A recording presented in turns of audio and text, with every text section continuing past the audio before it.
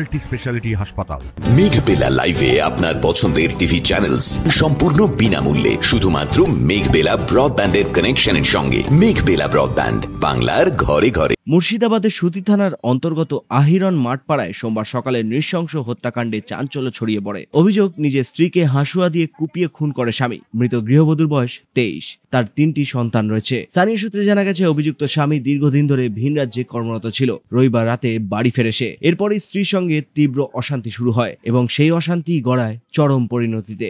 মৃতার বড় ছেলে জানায়, রাত 12টায় এসেছিল, রাত 12টায় এসেছিল, হ্যাঁ 6টার দিকে মেরেছে। আর এই হেসে দিয়ে কোপিয়ে মেরেছে। কে মেরেছে? জাহিরুল। মুসিবুল। কে? আমার আব্বা।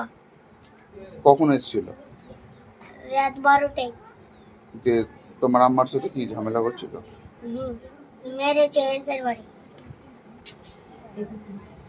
কি দেখলা তুমি? দিয়ে তখন মেরে বলছিল, দেখি ওকে মারছিল মেলাই। তখন লিখতে পারছো না, আমরা কয়েছে তোরা 3 ভাইকে মেরে দেবো, চিল্লাবি না।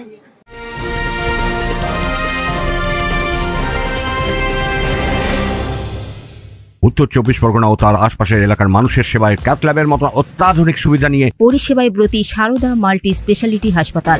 একই ছাদের তলায় মানুষ সাধারণ চিকিৎসা থেকে শুরু করে 24 ঘন্টা cath lab, MRI, CT scan, এনআইসিইউর মতো সুবিধা এবার থেকে পেয়ে যাবেন সারদা মাল্টি স্পেশালিটি হাসপাতালে। প্রয়োজনে যোগাযোগ করুন 033-2592-0730, 2593-0730, 2593-3562 ও 9331275635 নম্বরে। আমাদের ঠিকানা Royal Park, Kalyani expressway, Barrackpore, Kolkata 7,01,21। Sarada multi speciality হাসপাতাল, পরিষেবাই হোক আমাদের মূল লক্ষ্য। আরেকদিকে মৃতার দিদির দাবি, পুরো ঘটনা ওই বিদেশ থেকে ভালোভাবে বাড়ি আসতো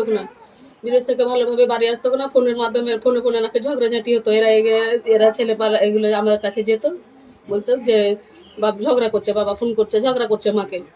তো আজকের ঘটনা যে ঝগড়াঝাটি সে যা হয়েছে হয়েছে। আজকে কেউই জানে না যে বাড়ি আসবে বা বাড়ি এসেছে, বাইরে থাকে। হঠাৎ করে এসছে, সকালে সব আমরা ঘুমিয়ে টুমিয়ে আছি। সকালে এরা সব কান্নাকাটি করছে, বলছে মাকে কেটে ফেলে দিয়েছে। আমরা আসতে দেখছি যে এরকম ঘটনার খবর পেয়ে আহিরন ফাঁড়ির পুলিশ ঘটনাস্থলে পৌঁছায়। এরই মধ্যেই মৃতদেহ উদ্ধার করে ময়নাতদন্তের জন্য পাঠানো হয়েছে এবং অভিযুক্তের খোঁজে তল্লাশি শুরু করেছে police. Bureau report, news Bengal today.